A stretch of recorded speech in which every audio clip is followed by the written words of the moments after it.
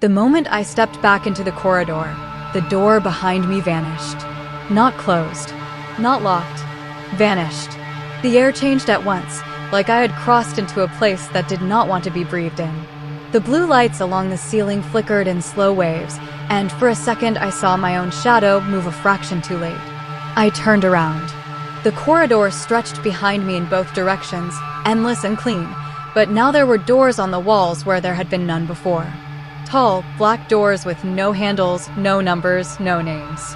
Just smooth surfaces reflecting the light like wet skin. Then I heard it. My own voice. Not from my mouth. From somewhere far down the corridor. It was calling my name. I froze. Every instinct told me to run, but the corridor seemed to notice fear. The lights dimmed. The humming in the ceiling deepened. Then a sound came from behind one of the black doors. 3 soft knocks. I did not answer. The knock came again, this time from a different door.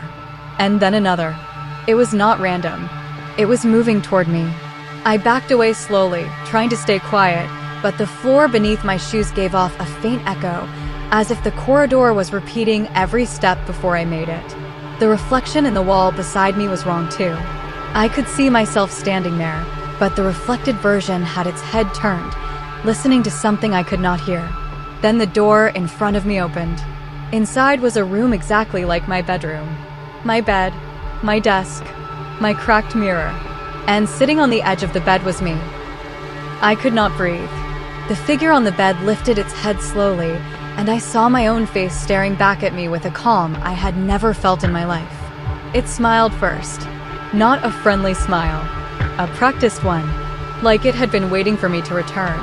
I stumbled backward, but the corridor behind me had changed. It was no longer empty.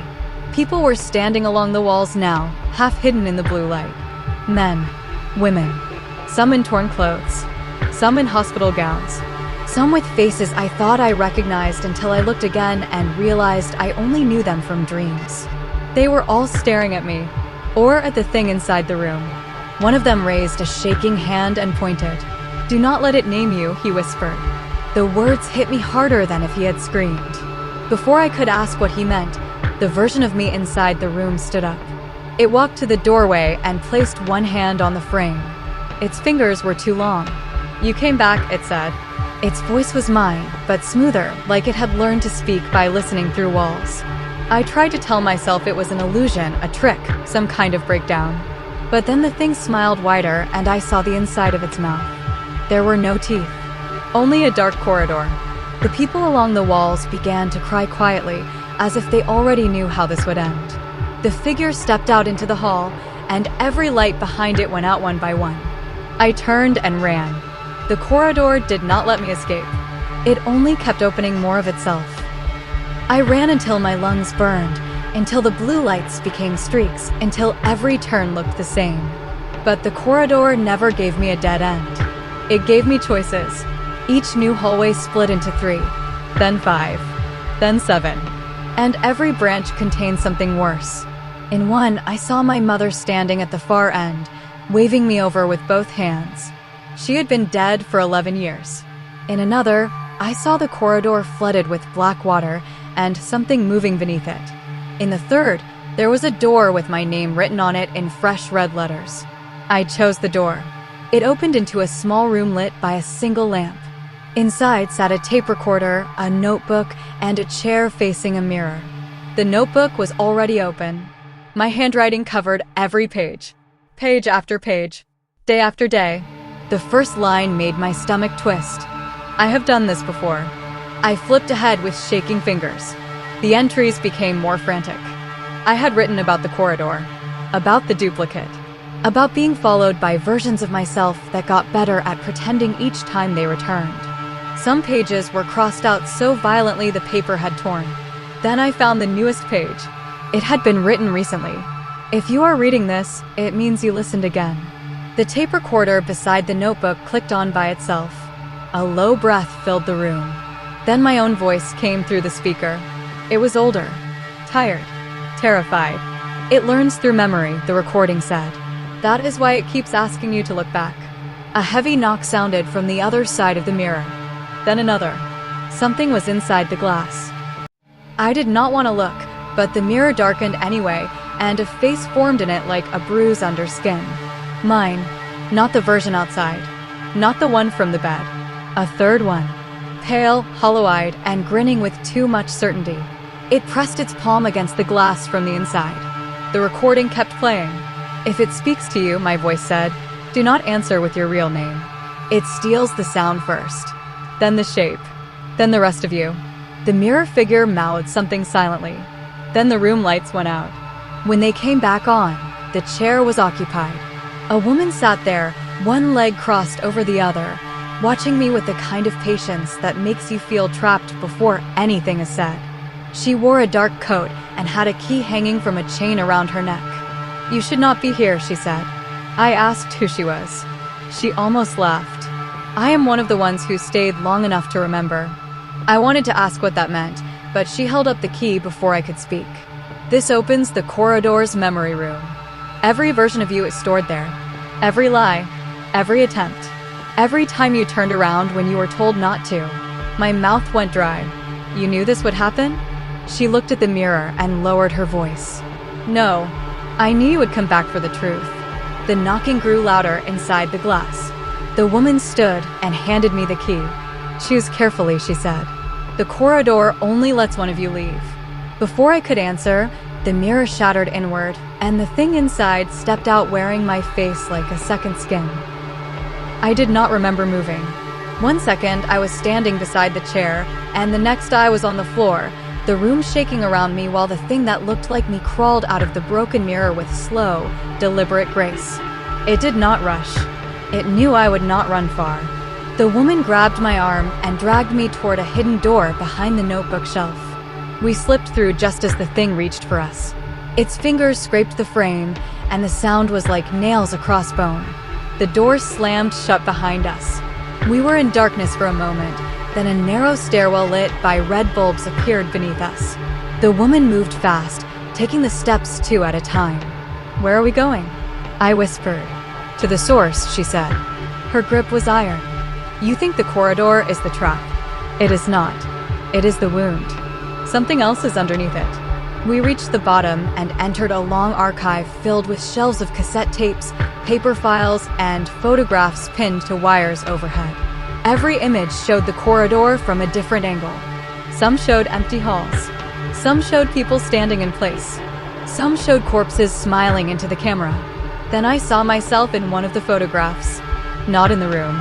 In the corridor. Standing behind my own back. I staggered away. The woman pulled a tape from a shelf and shoved it into an old player. Static hissed for a second, then a voice came through. Not mine. Not hers. Something deeper. "Stop looking for escape," it said. "Start looking for the first time you heard the corridor." The lights in the archive went out one by one. And somewhere behind the shelves, something began to walk toward us. The footsteps were slow, careful, and close enough to feel. The woman grabbed a flashlight from the desk and aimed it toward the sound, but the beam caught nothing except dust and rows of files. Still, the footsteps continued, circling us in the dark like something stalking from inside a thought. Then one of the file drawers slid open by itself. Inside was a folder with my name on it. The woman opened it without hesitation. Inside were photographs of me as a child, a hospital wristband, a report with half the text blacked out, and one final page stamped with a red warning line. "Subject returned voluntarily." My blood went cold. "I never came here before," I said. She looked at me, and for the first time her face softened. "That is what it wants you to believe." The footsteps stopped. Silence pressed down so hard it felt physical.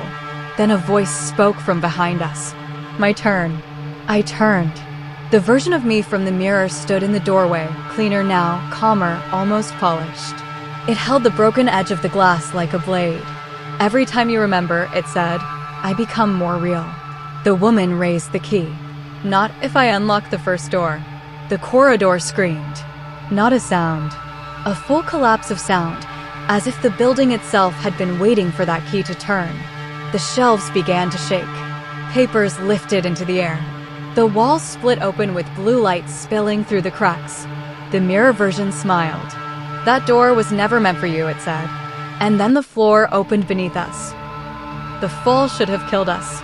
Instead, I landed on a cold metal floor without so much as a bruise. The woman hit the ground beside me, immediately pulling me into the shadow of a massive machine that stretched beyond the limits of the darkness. The air vibrated with a low pulse. Not electrical, a heartbeat. Above us, thousands of cables disappeared into the ceiling like black veins feeding something alive. "What is this?" I whispered. "The memory engine," she replied. I stared at her. The corridor isn't haunted. It's remembering.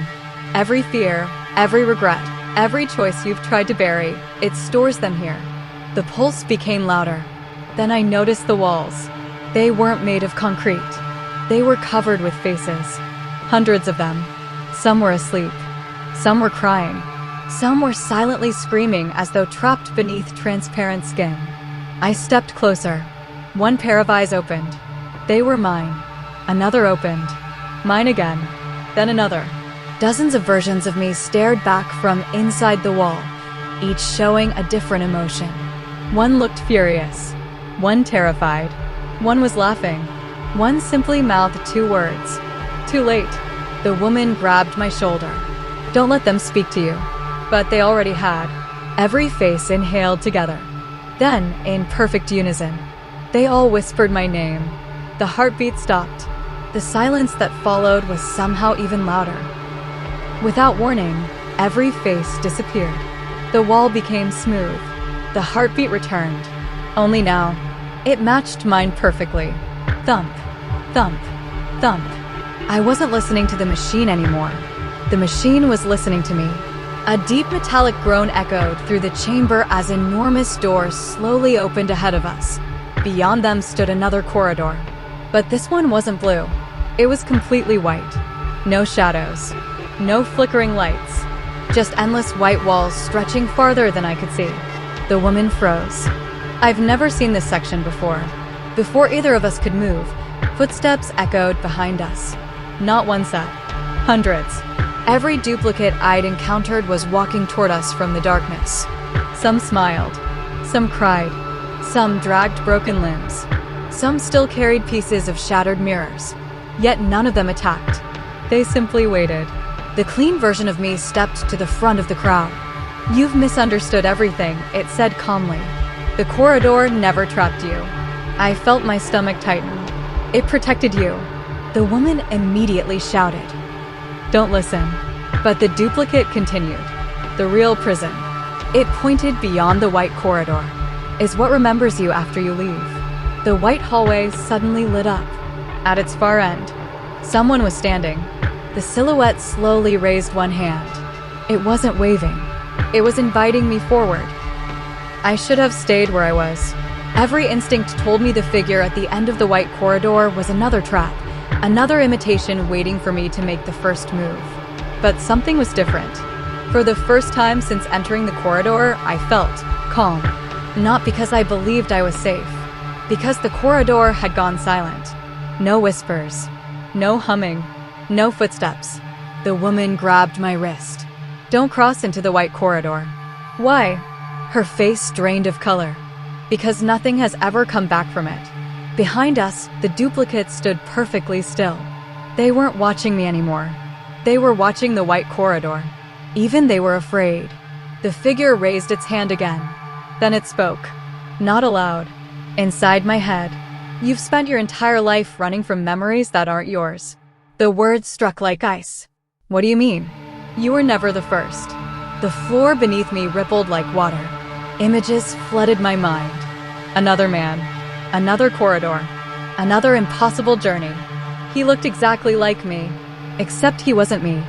He was someone who had lived decades before I was born. The realization hit me with terrifying force. The corridor wasn't following blood. It was following identity. And somehow, I had inherited someone else's unfinished escape. The white figure took one step closer. Its features slowly came into focus. It wasn't my duplicate. It wasn't human either. Its face changed every second. An old woman. A child.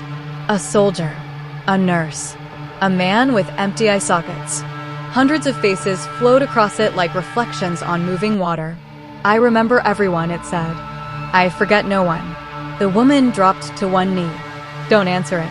I looked at her. You know what this is? She nodded slowly. It isn't the corridor. It built the corridor. The chamber shook violently.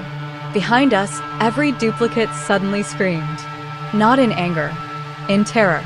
The white figure extended its hand. They believe I created them. It paused. They are wrong.